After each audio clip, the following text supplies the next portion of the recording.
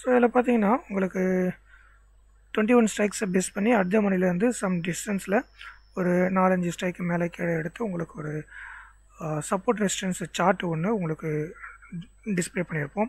So NSC வெப்சைட்டை பார்த்து உங்களுக்கு புரிஞ்சிக்க தெரியாதவங்களுக்கு இந்த டேட்டாஸ் வந்து உங்களுக்கு ஈஸியாக இருக்கும். இது மட்டும் இல்லாமல் இப்போ நம்ம ஓல்டு டேட்டா பேக்கப் எடுத்தோம் இல்லைங்களா, அந்த ஓல்டு டேட்டா பேக்கப் அதாவது அந்த 920க்கு நான் எடுத்த டேட்டாவையும் இப்போ கரண்ட்டாக ரெஃப்ரெஷ் பண்ண இந்த டேட்டாவையும் கம்பேர் பண்ணி ஸோ இங்கே என்ன வேலை நடக்குது அப்படின்றத உங்களுக்கு வந்து கொடுத்துட்ருக்கோம். ஸோ புட் சைடு வந்து எப்படி இருக்குது, கால் சைடு எப்படி இருக்குன்றதை நீங்கள் இங்கே வந்து அப்டேட் பண்ணி பார்க்கலாம். ஸோ இப்போது டைம் வந்து 5 மினிட்ஸ் மேலே ஆகிடுச்சு. மறுபடியும் ஒரு ரெஃப்ரெஷ் ட்ரை பண்ணலாம். 10:36 ரெஃப்ரெஷ் ஆகிடுச்சு. டேட்டா அப்டேட் ஆச்சானா இல்லை, மறுபடியும் ஒரு ரெஃப்ரெஷ் போடலாம். ஸோ டேட்டா அப்டேட் ஆகிடுச்சு.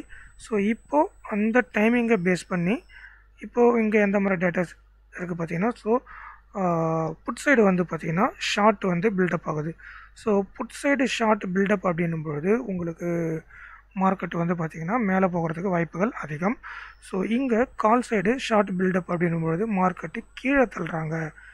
கீழேயா? ஓகே, கால் ப்ரைஸு கீழே தள்ளுறாங்க. ஸோ அப்படி சண்டை போட்டுட்ருக்காங்க. ரெண்டு பக்கமும் ஷார்ட் வந்து அதிகமாக பில்டப் ஆகுது. அடுத்த மணியில் நின்று நீங்கள் பார்த்தீங்கன்னா ஸோ ரெண்டு பேரும் ஈக்குவலாக சண்டை போட்டுட்ருக்காங்க. ஸோ மார்க்கெட்டு மேலேயும் கீழே தான் அடிச்சிட்ருக்கணுன்றதை நீங்கள் புரிஞ்சுக்கலாம். ஸோ இப்போது இன்றைக்கி அப்படி தான் ஓடிட்டுருக்கு மார்க்கெட்டு. ரேஞ்ச் மார்க்கெட்டாக போய்கிட்டுருக்கு.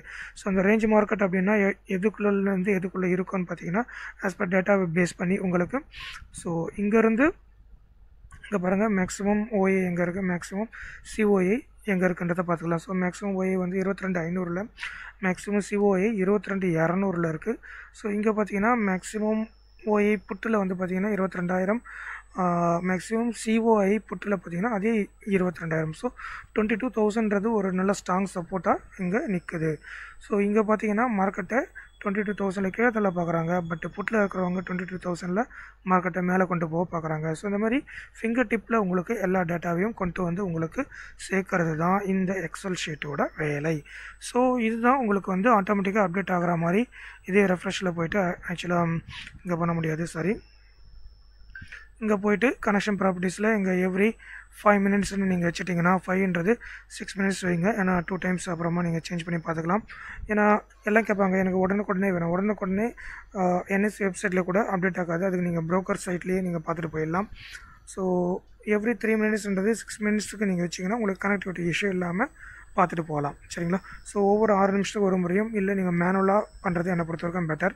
மேனுவலாக ரெஃப்ரெஷ் பண்ணி டேட்டா மாறலன்ற ஃபீலிங் வச்சுன்னா மறுபடியும் உடனே ரெஃப்ரெஷ் கொடுத்தீங்கன்னா உங்களுக்கு ஆட்டோமேட்டிக்காக ரெஃப்ரெஷ் ஆகும். ஆனால் நீங்கள் ரெஃப்ரெஷ் கொடுக்கறதுக்கு முன்னாடி டேட்டாவை பேக்கப் எடுத்துகிட்டு ரெஃப்ரெஷ் கொடுத்தா தான் உங்களுக்கு இங்கே என்ன சேஞ்ச் இருக்குது அப்படின்றது. இப்போ பாருங்கள் எவ்வளோ பில்டப் கிடச்சிது. இப்போ வந்து நோ சேஞ்சு கிடத்து பாருங்கள். ஏன்னா நான் ரெஃப்ரெஷ் கொடுத்தது அதுக்கப்புறம் தான் பேக்கப் எடுத்தேன்.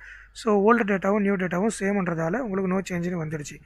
ஸோ நீங்கள் இப்போ நான் கொடுத்த அந்த டேட்டாவுக்கு அப்புறமா இப்போது எக்ஸலில் போய்ட்டு இப்போ என்ன டைமில் வந்ததுக்கு 10:27 37 இருக்குது. ஸோ 39 தான் நம்ம வந்து அப்டேட் பண்ணோம் இல்லைங்களா. ஸோ 36 அப்டேட் பண்ணோம். ஸோ பெருசாக ஒன்றும் டேட்டாஸு வேரியேஷன் வித்தியாசம் இருக்காது. அதனால் நம்ம கொடுத்தாலும் வேஸ்ட்டு. ஒரு 5 to 6 மினிட்ஸ் கழித்து நீங்கள் அப்டேட் கொடுத்தீங்கன்னா டெஃபினட்டாக அப்டேட் ஆகும். ஃபிங்கர் டிப்பில் டக்குன்னு நீங்கள் பார்த்துட்டு போயிட்டே இருக்கலாம். ஸோ லாங் பில்டிங்கா, ஷார்ட் பில்டிங்கா, லாங் அன்வைண்டிங்கா, ஷார்ட் கவரிங்கா எல்லாத்தையும் நீங்கள் வந்து அப் டு டேட்டாக இங்கே செக் பண்ணிக்கலாம். ஐவியோட வாலட்டாலிட்டி, இம்ப்ளைடு வாலட்டாலிட்டி எந்த பக்கம் அதிகமாக இருக்குது.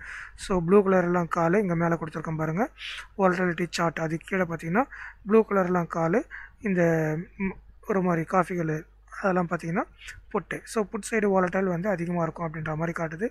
ஸோ வாலட்டைல் தான் அதிகமாக இருக்கும். பட் மார்க்கெட்டோட சென்டிமெண்ட் வந்து பை சென்டிமெண்ட்டாக இருக்குது. ஆனால் இன்ட்ராடேயில் ஆஸ் பர் ஓஏ பேஸ் பண்ணி பார்த்தீங்கன்னா மார்க்கெட் பேரிஷில் தள்ள ட்ரை பண்ணிக்கிட்டு இருக்காங்க. ஓகே, ஸோ இந்த மாதிரி நீங்கள் ஃபிங்கர் டிப்பில் உங்கள் டேட்டாஸை கொண்டு வரதுக்கு இந்த எக்ஸல் ஷீட்டு உதவும். இது உங்களுக்கு தேவை அப்படின்னா நீங்கள் கான்டாக்ட் பண்ணுங்கள். உங்களுக்கு ஃபுல் அண்ட் ஃபுல் டீட்டெயில்ஸ் எல்லாமே வந்து இதுலேயே நான் கொடுத்துட்டேன். ஸோ உங்களுக்கு தேவைன்னா கான்டாக்ட் பண்ணுங்கள். என்னோடய மொபைல் நம்பர் நான் கொடுக்குறேன். சரிங்களா? Thank you friends. இன்னொரு முக்கியமான விஷயம் சொல்ல மறந்துட்டேன். இது தனியாக கொடுக்க மாட்டோம். ஸோ கிளாஸ் ஸ்ட்ராட்டஜி ஒன்று இருக்குது. அது நீங்கள் வந்து அட்டன் பண்ணிங்கன்னா இது உங்களுக்கு ஃப்ரீயாக கிடைக்கும். இல்லை எக்ஸல் மட்டும் போதும்னாலும் கிளாஸுக்கு பே பண்ணுற அதே ஃபீஸ் நீங்கள் பே பண்ண வேண்டியிருக்கும். அது உங்களோட விருப்பம். சரிங்களா? தேங்க்யூ.